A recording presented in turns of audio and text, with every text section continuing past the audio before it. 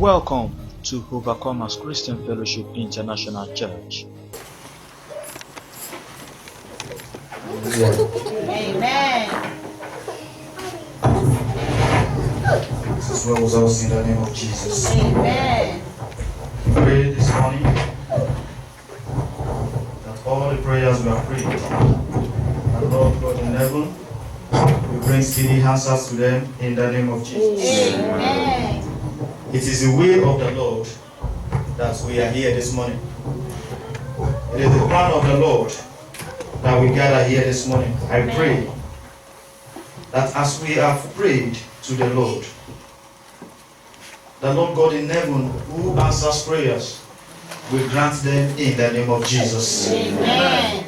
And the name of the Lord will be glorified. Amen. We thank you, Lord, because you have answered. Jesus. We also pray that as we go into your word, we pray that you will bless your word for us in the name of Jesus. Amen. This is the only thing you can give to us at a time like this that we can forever appreciate. That is your word. That will lead us, that will guide our feet, that will take us to where you have planned for our destiny.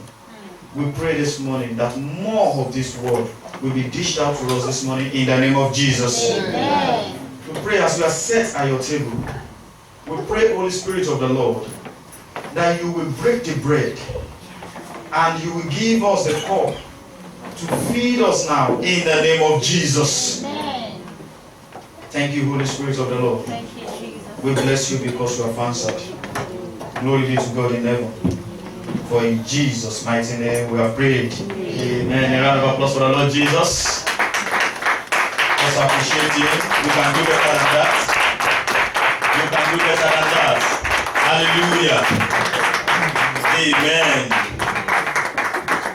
Yeah, we bless the name of the Lord for the grace God has given to us to be in his presence this morning once again.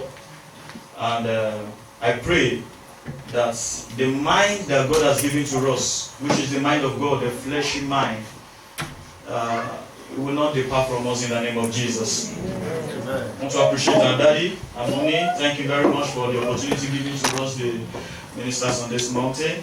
We bless you for the Spirit of God in your life, and we pray that you will continue to grow in the name of Jesus. And we want to use the opportunity to say Happy Father's Day. Happy Father's Day. Is somebody saying that with me? Happy Father's Day. If you are saying it, say it louder and clearer. Happy Father's Say, Day. Daddy, Daddy. Happy Father's Day. Thanks for being our Father. You see, that's the only person that appreciates Daddy. I'm going to give you. Hallelujah. Happy Father's Day, Daddy. God bless you. Amen. And the mothers are, don't worry, Mother's Day is gonna be that. Yeah, it's gone. Oh, sorry. It's our day today. Hallelujah. Amen. It is well with us in Jesus' name. Amen. Yeah, I want to quickly discuss the Word of God with us, and it's a message that it's so powerful in the sense that it concerns, it concerns almost everybody in the house this morning. And if we can bring our mind back home and be here, I'm very sure that you will definitely see the Lord in this service this morning. Hallelujah. Amen. Yeah, the title of the message that we're going to hear from the Lord this morning says, In God's Time. Hallelujah. Amen. In what? In God's time. In God's time. It's not a movie, don't worry. It's a message. In God's Time.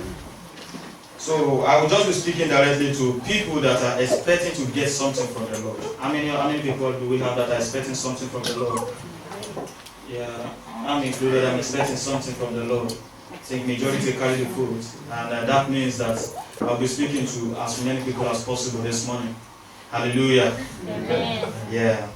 So you have asked something from the Lord. We are all Christians, and perhaps we don't have Christians here in the house that are yet to be Christians.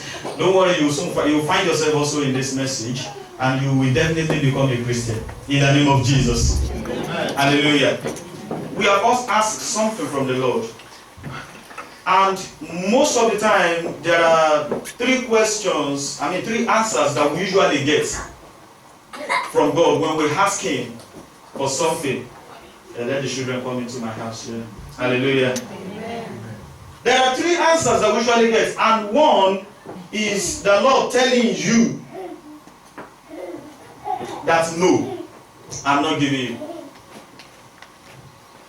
And the reason it's not far-fetched is because it was asked and missed. Hallelujah. Amen. But because we are children of God. So when we ask and miss, He won't give them to us. He won't let it come to us. Isn't that a good father? Because stones and snakes are not good for us. Hallelujah. Amen. Amen. This is what we taught in the name of Jesus. Amen. Another answer that we can get is yes, because you have asked rightly. Hallelujah. Then we give them unto you. You can ask yesterday and you receive today. You can ask today and you receive tomorrow. Why? Because you asked rightly. And He will give them to you. But take note, in God's time. So if you are receiving it today, it is because it aligns with God's time. Hallelujah. It doesn't make mistakes. And the third answer you would get from the Lord would be, wait. You have actually asked rightly, but wait. Now, that is where we are going this morning. The answer that says wait is the major issue, and that is where we are heading to this morning. Shall we open our Bible to the book of Luke, chapter 1, Luke 1:13. We want to read from 13 to 16. Luke 1:13 to 16. We want to read together. We want to see something very, very important concerning the lady who became a woman at the end of the day. Praise the name of the Lord. Hallelujah. Matthew, Mark, Luke. Yes. But the angel said unto him, fear not, Zacharias, for thy what? Prayer is heard. And thy wife Elizabeth shall bear thee a son, and thou shalt call his name John. Yes. And thou shalt have joy and gladness, and many shall rejoice at his birth. For he shall be a great in the sight of the Lord, and shall drink neither wine nor strong drink. Praise the name of the Lord. Hallelujah. This woman has been asking not just yesterday. She is very old now. The husband is also very old. But when it was the right time, the angel came. We want to see what has been the problem during their waiting time. So I just bring this to you so that you will see that God answers prayers. He answered this man. He answered the woman. They actually gave birth to who? To John the Baptist. But they did that at the old age. It also happened to Abraham as well.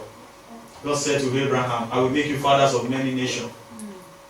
And it got to a time Abraham said to God, so God, am I going to be going like this and you're not going to give me the child you promised? Are you not going to make me father of many nations? And God said to him, man, I've answered you. I will answer you. I've told you, wait. Then he said, he continued, walk before me and be what? And be perfect. Why is God doing all these things? Why? Hallelujah. God owns our lives and He has plans for us. And in that plan, there is timing. Tell somebody beside you, there is timing. There is timing. Tell that person, there is timing. There is timing. Hallelujah. Amen. I've told you two things now, two stories now. That's Abraham and Elizabeth. They had to wait for the timing to come. Why? Hallelujah. Jeremiah 29 verse 11 says, for I know the thought I have towards you. This is God talking here to us. Let's read it together. Jeremiah 29:11. What did he say here? He says, for I know the thoughts that I think towards you, said the Lord. Thought of what? And not of. And you shall have what? Expected hand. He It is not your own end. It is not your own expectation that is coming to pass. Don't get it wrong. It is the expectation of the Lord, the plan of the Lord that is coming to pass in your life. If it is that your expectation, you may not get it right. Hallelujah. Amen. This is what we taught in the name of Jesus. He will give you what? An expected end. That is the right end, the perfect end. That is where he wants to take us to. But we don't get to realize this until we truly see ourselves as sons and daughters of God. If you don't see yourself as sons and daughters of God, you will not believe that God has a plan for you. You won't believe that what you are going through is actually peaceful and not trouble. You won't believe that the end of what you are going through is going to be happiness and joy. Why? Because you have not seen yourself as a child or a member of the body of Christ. Hallelujah. Now the big question is this. Why does God always require us to wait most of the time? How many people have waited for something for about a year now? You have not got it. 1 year. You have been waiting for something for 1 year now. Wave your hands, let me see you. Yeah, thank God I'm speaking to somebody this morning. Hallelujah. I know you would have asked, why would God just want me to wait this long? How long am I going to wait? Why? Why should I wait? Hallelujah. You know, the truth is this. Even Jesus waited for his time. Jesus, who is God, who came in the flesh as a man, he got to a time in the book of John chapter 2 verse 4. Jesus said to the mother, he said, my hour has not yet come. Don't expose me, this woman. Don't let them kill me before my time. Hallelujah. Yeah, you would have thought that, oh, he's telling Jesus to come and turn water into wine and things like that. You see, doing that alone is an exposition to the world. But he said, mother, my hour has not yet come. This is not my time for me to be glorified. This is not the time that they will see me doing all these flashy things and miracles and things like that. And they will now start, gushing after me. It is not time. However, he did it. What he did was just to stand as a bridegroom to fill the gap. Don't worry, that is theology. We'll go back to that one later in the future. Praise the Lord. Hallelujah. Jesus said to his brothers as well, you know, he was doing some other things, and they said that, this man, you are so talented. These magic things that you are doing, they didn't see it as miracle. This magic that you can do, you can heal the sick, you can do this. Go to Jerusalem, go to Judea and go and do it so that people can see you and you can gain crowd. But he said to them again, my hour has not yet come. Jesus waited. He didn't say because he was God and he has to quickly rush. He didn't do that. When did he start the ministry? At the age of 30. He waited. Who was training him? What was he waiting for? He would have just done that at the age of 12. He would have died at the age of 12. Then today we say, oh, Jesus at the age of 12, he died on the cross of Calvary. It would have just been a small cross like this. Hallelujah. But thank God he waited until he was big. And we had a big cross that can carry every one of us. Hallelujah. Amen.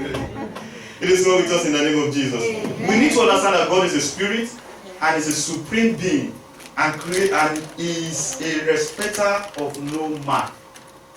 He does the things the way he likes it. Hallelujah. Amen. The only thing he respects is his word and his plans. He respects his words. Who is the word? Jesus is the word. Who is the word? He said is the word. In the beginning was the word, and the word was with God, and God was the. He respects his words. When he says yes, he meant it. And when he says no, he will stand by it. He won't deny his words. And his plans, the one he has aligned for your life, he respects it. That is what he is. That is his intention, and that is what he wants to come to pass. He will not alter it for any reason. He respects his plan because he wants to be righteous. And it's because he is righteous. He himself is righteousness. Hallelujah. So he respects those things. Hallelujah. So he has no reason to rush in the first place. He has no reason to rush. Why? Because he's not competing with anyone. So I don't know why we are rushing. Because we are competing with somebody. We want to get it quickly. God, I've asked you this thing yesterday. I have to get it today. No, why do you rush? Even God himself is not rushing. He's not competing with anyone. Are you competing with anybody? He has no boss that will question him. Why did you delay? Why didn't you do this thing on time? And it's not limited with time. He has all the time to do everything he wants to do. Hallelujah. Amen. It is well with us in the name of Jesus. Amen. Now take note of this secret word. I call it top secret. I call it top secret. Yes, can I have it? Top secret. It says, God will process your request if it what? Tallies with his plans and release it when the time aligns. He has programmed everything. So, he will help you to ask. When you ask, good, that is number one. He will process it. Then, it will now tell you with the time that he has arranged. When that time hits, then what happens? You hear the bell. It's just like you setting your clock. You know those clocks that makes that gives tones. When it is 1 o'clock, you hear bang. When it is 2 o'clock, you hear bang, bang. You understand? So by the time you set it like that, and when it's moving, when you ask, and the Lord said it is 12 o'clock that you will get it. When it is 12 o'clock, you will hear the sound. If you ask that kind of a thing at 10 o'clock, you won't get it until it is what? 12 o'clock. And the bell will ring, then you get what you need to get. Hallelujah. It is well with us in the name of Jesus. So sometimes you pray and ask God for something and you hear the Spirit tells you, it is done. And you expect it to happen straight away. Even though it is part of God's plans for your life. But He won't answer them. He won't release it unto you. Why would He do that? Number one reason is because He is a God of process. Say to your neighbor, He is a God of process. Sometimes I look at God and I look at computer. And I say, God, you actually brought who you are, gave it to these people and put it in their memory to build up a computer. He's a God of process. Everything we ask for, everything we are going to be in life has to go through what? Processing. And the reason is not far-fetched. Let's look at Galatians chapter 4 verse 4. Galatians 4:4. What did the Bible say there? Galatians 4:4. God is a God of process. Galatians 4:4. Yes. It says, but when the what? The fullness of the time was come, God sent His Son, made of a woman, made under the what?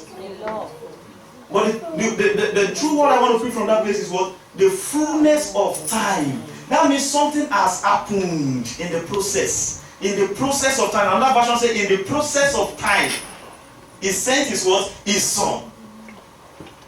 Immediately when Adam and Eve committed sin, He would have just said, Jesus, go and die for them instantly. And do what? And clean their sin. And bring them back into the Garden of Eden. But He didn't do that.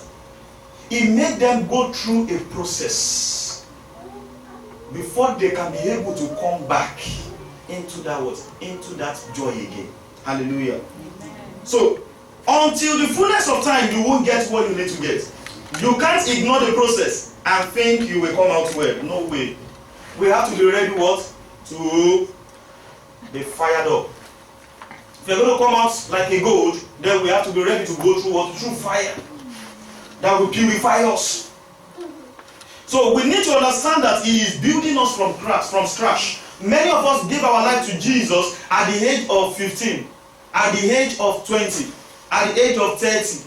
Some even gave their life at the age of 40. What do you think will happen? Do you think He's going to just continue with you from that place where you just give your life to Christ? No. He will break you down and remold you and bring you back to standard. Then you now begin to align with His plans again. Don't forget the number of years you have wasted before you met Him. That is why we have to go through processing. He has to refine us. He has to rebuild us. When you see a beautiful house, before you can say, hey, this is a beautiful house, what that house has gone through, you cannot imagine. And that is why you see that the house will be covered when they are building it. You won't know what is going on inside. They are processing, lay the foundation, build the bricks, plaster, design, everything, roofing. And by the time they open it, did they drop this house here? They didn't drop it here. When it was in processing, many people didn't see. Many people didn't know. People are not seeing you now that you are in processing. They didn't know that you are under process now. So by the time you come out refined, they will ask, where did you come from? Where have you been? We have not been seeing you. You saw me last week. Why did you say you are just seeing me? Because they saw you in a new way now. And you have undergone what? Processing. You have undergone fire. What you are going through now, your waiting time is so tough, it's so difficult. But it's because you are going under processing. You are being processed. You are coming out fine in the name of Jesus. Amen. I said you are coming out fine in the name of Jesus. Amen. He has not even started with some people at all. What some people are still facing is because they are still unbelievers. They are only coming to church. They are here to give their life to Christ. He has not even started with some people. But as many that he has started with, you will receive the power to endure till the end in the name of Jesus. Amen. Hey, David was anointed as a king. God said to Saul, hey, he said to Samuel, I have rejected Saul. Go and anoint a king for me. Was it immediately that David was anointed that he became king? No. What happened? He went through process. He had to learn how to live with a king. And not that alone, how to live as a king. And not that alone, how to respect other kings. And not that alone, how to respect anointed kings. How to endure. How to persevere. He learned all those things under the stress and trouble of who? Of King Saul. And David was shouting, Lord, why are you asleep on my life? Why are you asleep on my case? God wasn't asleep. He was going under process. God, I pray to you every time. Why have you not answered me? It's because you are under process. He answers you. He has answered, in fact. It's because of his love towards you. That's why he has not granted it unto you. There are some things that you cannot just hold. Why? Because you have not yet processed. You can imagine, you still have anger inside of you. Anger inside of you. And God gives you and you ask for a very beautiful car, very nice car. And God grants you a Ferrari, for example. I don't know why I'm going to buy Ferrari one day. Oh, you tap into the anointing too. Yes, in the name of Jesus. And there is fullness of anger inside of you. And you are a Christian. And you are just driving. And somebody mistakenly entered in before you without trafficating. Hey! Because you have not been refined. What will come out from your mouth? Who is this stupid? You just started raining curses on that person. And before you know it, the anger can kill. Hallelujah. Amen. Anger does what? Anger destroys. But God doesn't want you to be destroyed. So he has to bring you through processing. And process you. And break that seed of anger. And uproot them out of you. But you are the one resisting. Don't take it away. The earlier you release it, the earlier your miracles get to your hand. Go through your process. Tell somebody, go through your processing. David was anointed at the age of 16. He ran for 14 years. He went through training for 14 years. 14 good years. Anointed king. He was running in the caves and in the bushes. Wilderness. For death, for his life to survive. But he was learning. He got to a time he was supposed to kill Saul. But because he has learned a lot, he said, I will not kill the anointed man of God. Hallelujah. Amen. Hey, in the process of time, Joseph also learned what he needs to learn. He dreamt, his dream was like, yeah, tomorrow this dream was going to come to pass. That was the problem of the brothers. And we are going to bow down for you. At least he would have waited until he grows old and see whether it is going to be true. Or when it is coming to pass, they cannot plan to kill him. But they didn't wait until he grows old to get to that position. Instantly, when he mentioned that dream to them, they hated him instantly. And instantly, they were planning to kill him. But God said, this is a what? It's time for what? Processing. They caught him, they sold him, and they started what? The processing. He went through a lot. But when the fullness of time came, he went before Pharaoh. He interpreted the dream, and the revelation and his dream became what? Came to pass. But you can imagine what that guy went through within the years that he was under processing. He was imprisoned alongside. Hallelujah. Amen. So, top secret 2. God is not an author of confusion. He won't allow you reign on someone else's schedule. Amen. Amen. Saul must finish before David. That's just the truth. Saul has to finish. God loves Saul too. He loves other people too. That position that you are aspiring for, that somebody is still there, let the person finish. Go through your own process. Let the person move higher. Don't pray for the person to be demoted. No. God loves the person too. Whether he's a Christian or not, God loves sinners. It is the sin in their hands that he hates. So let the person be promoted, then you move into the person's position. So leave the judgment of that person to God. If God is going to demote him, that's him and God. But you pray for his promotion. Move in Jesus' name, my boss, be promoted. So that I can do what? I too can come there. At least if your boss is promoted, is it not good for him? And then you come to his position. But my boss vanish. Anywhere you like go. That's not good. That means you want to jump process. Let your boss finish. And don't cause any trouble for your boss. Because you want to take his position. If you get there, you will collapse. Hallelujah. Amen. So, if you appear before your time, it is definitely sure that you will disappear when your time comes. Get note of that. So if you ride today the car that you're supposed to ride tomorrow, when tomorrow comes, you will walk. Do you get what I just said? If you ride the car you're supposed to ride tomorrow, if you ride it today, when tomorrow comes, you will trek. You will trek seriously. Go and ask those people that have had the experience. Shall be well with us in Jesus' name. Now tell somebody you are under processing. That is why you are called human being. Not human being. Being. B-E-I-N-G. Is that not the spelling of? Human being. That is what? Continuous. That's true. So you are under processing. Human being. Not human being that you just appear P. No. Hallelujah. So tell that person you are under process. You are under process. You are not there yet. But you will get there. In the name of Jesus. Number 2 reason why we have to wait is because he is God with procedure. Processing. Procedure. Now, when it comes to procedure, the things that you wanted that you are asking God for, Lord, give me this, Lord, give me that. It has to do what? Under procedure. What does God want you to be?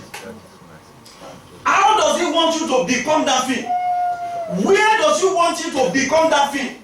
And when does he want you to be that thing? He has set those things. Some of us are not where we are supposed to be, and we are asking for what we needed now. Praise the name of the Lord. So until the Lord gets you to where you need to be, that is when you are asking for can come to you. And that is when it is what? It is the right time. And how he wants you to get that thing, he determines it. So don't be scared of, oh God, when you are supposed to give me this thing in this place. It may not be that place. But keep asking until your joy is what? Is filled up. Hallelujah. So he's a God of process. He will take you to where you need to be. The dream of Joseph wouldn't have come to pass in the father's house. No way. The only way that dream will come to pass is for him to have gone to what? To the land of Egypt. But would he have known that it is the land of Egypt? No. But he had to go through process, and he got to where the dream is relevant. Then when he got there, he achieved it. Now, when it comes to how, we cannot determine how by ourselves. It is God that determines how that thing will get to us. God was the one who designed the life of Joseph, how that thing got to him. He designed it. He made Pharaoh to dream dreams. Joseph wouldn't have made Pharaoh to dream because he's a dream interpreter. He didn't didn't make Pharaoh to dream. God made Pharaoh to dream. That is how he wants it to happen. And God made it so well that nobody was able to interpret the dream except Joseph. So Joseph wouldn't have prayed that, Lord, hey, whenever Pharaoh dream, nobody should be able to interpret it, and so that it will be only me. If you are praying that kind of a prayer, you cannot align. It's only God that knows how, when, and what to do. Hallelujah. Amen. Exodus 2:11-15. That place is talking about Moses. Moses was designed to bring out the children of Israel from the land of Egypt. But what happened when it was not the fullness of time? He got angry about an Egyptian trying to kill, beating an Hebrew, and he got up to rescue them. Though he was born to rescue. I get what I'm saying. But he did it at the wrong time. He did it when it was not the right time. What happened? He had to flee. And that was when his own processing started too. How many years in the wilderness? 40 years.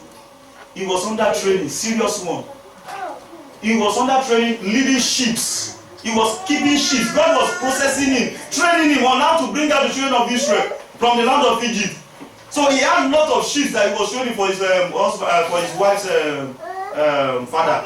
Hallelujah. Amen. Shall be well with us in the name of Jesus. Amen. So I pray that this morning our processing will come and we'll be able to endure it in the name of Jesus. Amen. And the procedure we will understand when it comes to us in the name of Jesus. Amen. Yes, subsequent 3 says, God knows when you are ready to handle his blessings. So he won't release them when you are still learning or you are refusing to learn.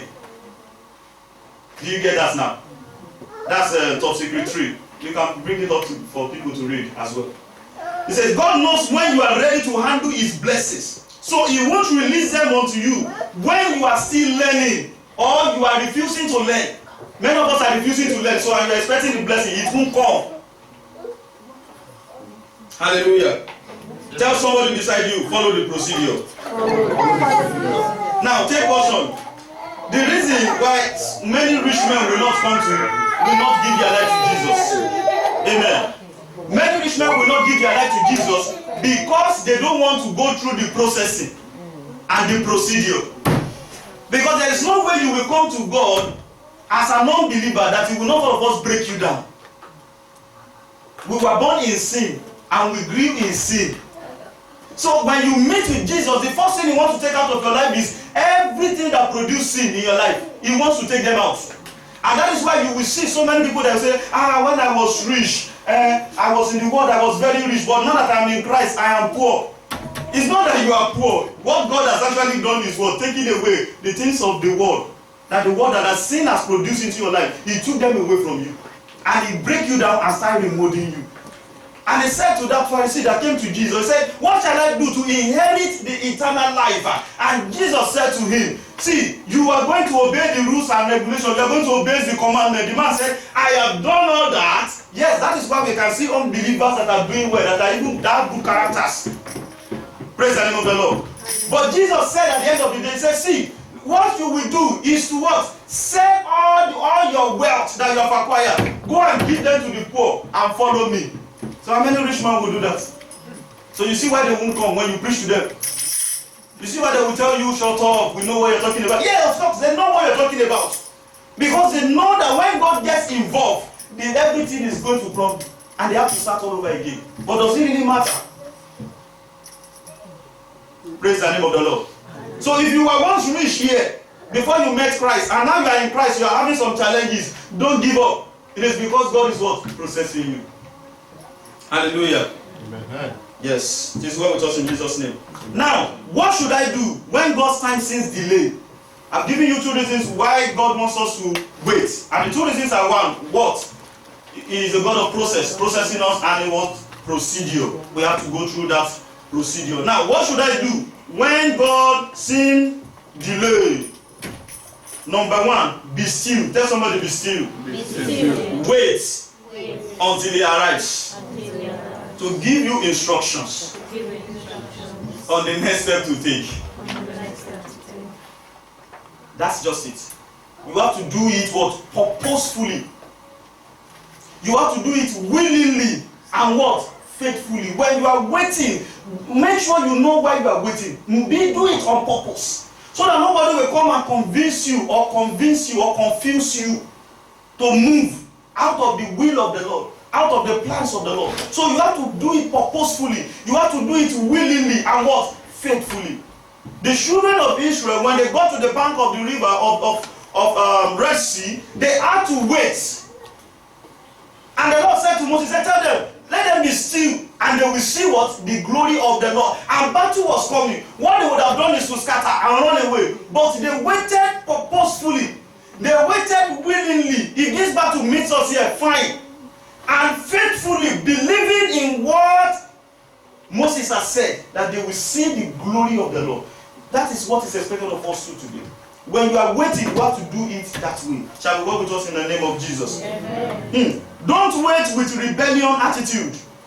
What is rebellion attitude? By forcing God to do what you want him to do. By forcing him to do it and do it now, do it now. No, don't wait rebelliously. Don't seek men or other gods to help you out when you are waiting. You are waiting for husband, you are waiting for children, you are waiting for admission, you are waiting for job.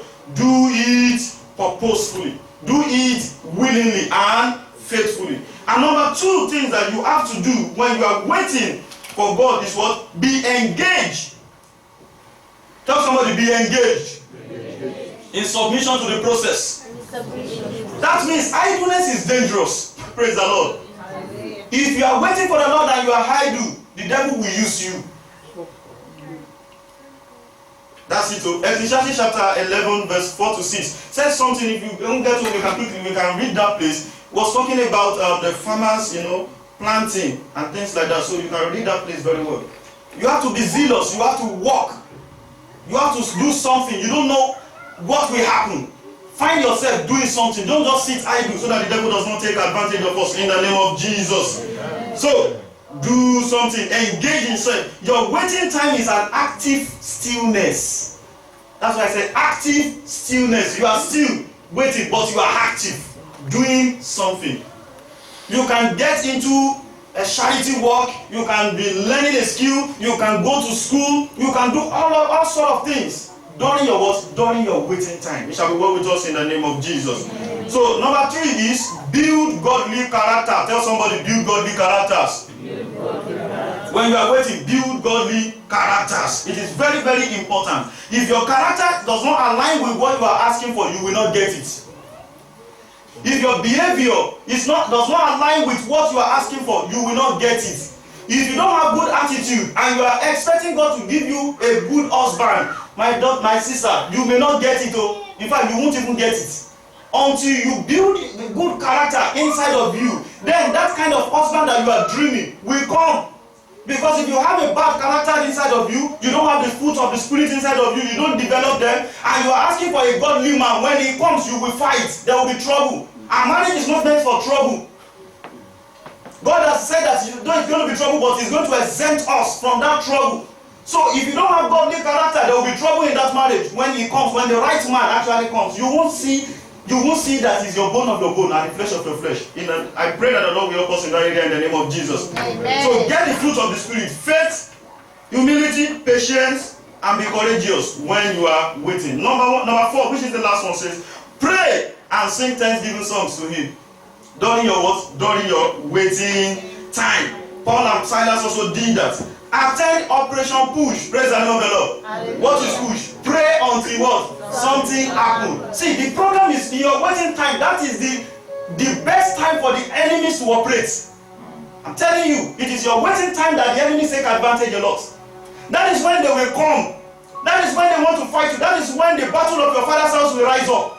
That is when the battle of your mother's house will combine with the father's house and begin to fight you. That is when enemies will rise up against you in your waiting time. And that is why you cannot but attend what? Prayer meetings, where you can pray and resist the devil, where you can pray and overcome their challenges. It is during your waiting time. Disappointment will roll upon disappointment. Failures will roll upon failures during your waiting time. But with prayers, you will work, it will sustain you. I pray that the Lord will help us in the name of Jesus. Amen. Hey, the fact that your God seems late is because he is coming big. Tell somebody, my God is coming big. My God is coming big. Just keep looking at me like this. My God is coming big. My God is coming big. Can I hasten God's time? You cannot hasten God's time. Oh.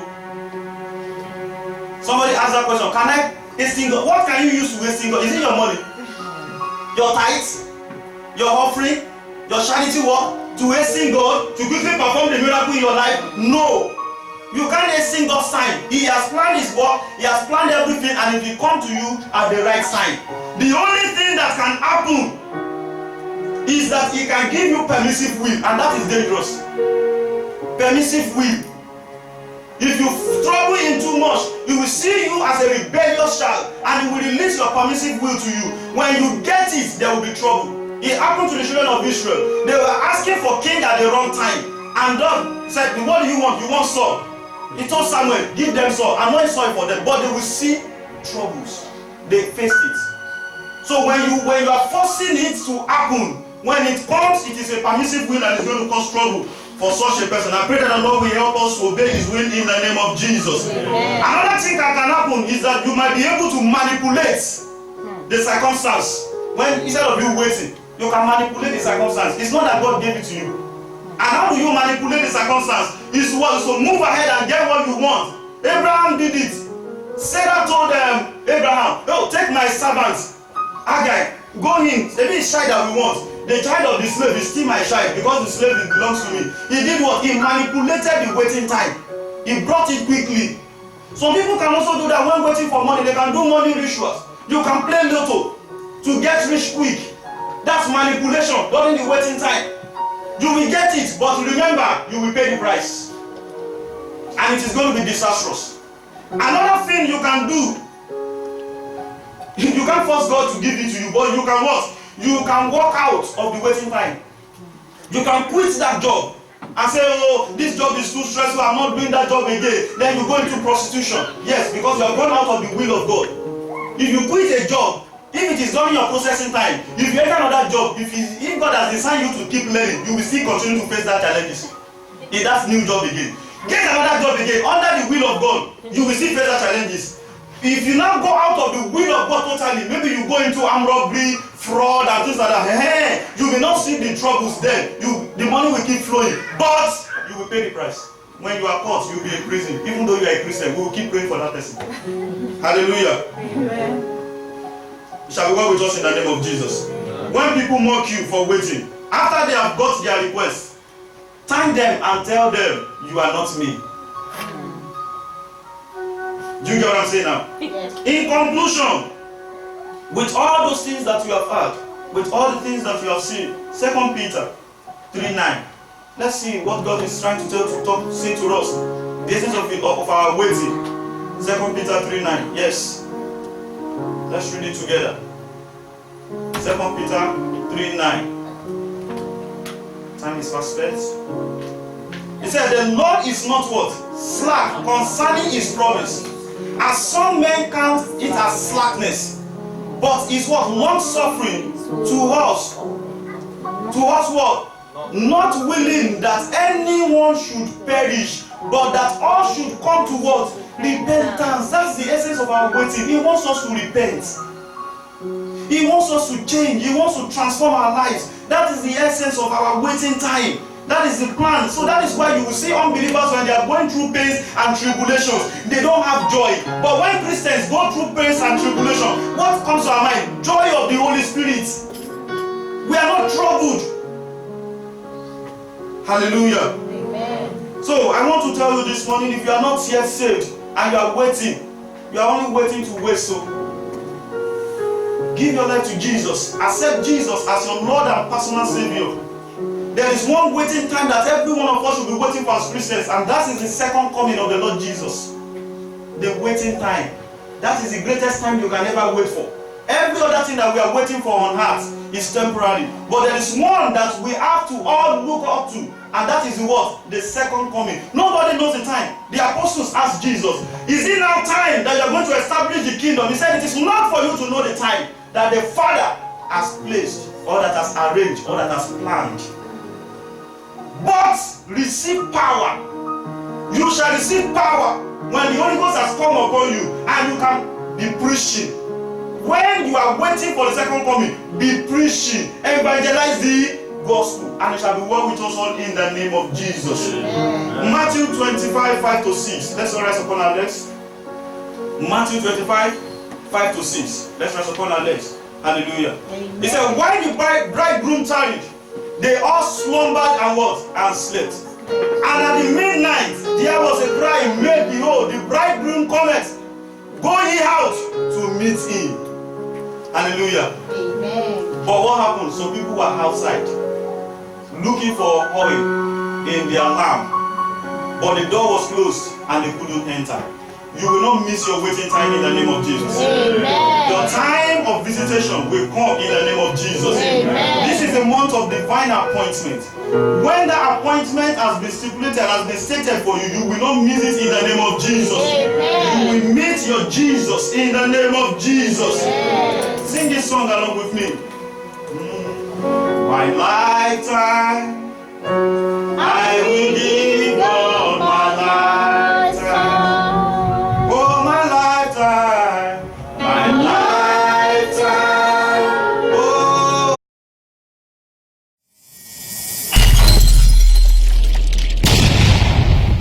Welcome to Overcomers Christian Fellowship International Church, a place of worship, words, evangelism, discipleship, prophetic prayers, and many more.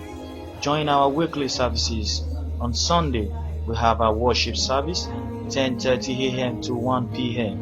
On Mondays, Bible studies, 7 p.m. to 9 p.m.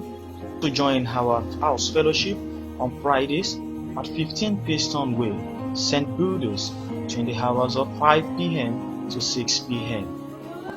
Join our student fellowship Happy Hour Moment with the Plymouth University students at Babbage 002 Lecture Room, Plymouth University, from 5 p.m. to 6 p.m. Second Friday of every month, Operation Push, pray until something happens, 11 p.m. to 2 a.m. Worship with us today. Every first Sunday of every month, Holy Communion service. Second Sunday of every month, prophetic words and declaration. Third Sunday of every month, prayers and deliverance service. Fourth Sunday of every month, victorious praise service. Fifth Sunday of every month, youth service. Do you desire breakthroughs in your academics, career, business, relationship? Join our quarterly breakthrough prayers every last Friday of every 3 months, 7 o'clock p.m. to 9 o'clock p.m. Visit us today at Overcomers Sanctuaries, 15 Gordon Terrace of Plymouth Motley Plain, PL4 6EP, Plymouth, United Kingdom. For more information and details on our programs and past worship services, visit our website at www.tocfi.com. You can also call these numbers for more information: 07862 710 378 or 07780 994 236. General Overseer, OCFI Church, Pastor Mike and Pastor Mrs. Christina Ileladewa says, this is your year of dominion restoration. You are more than conquerors.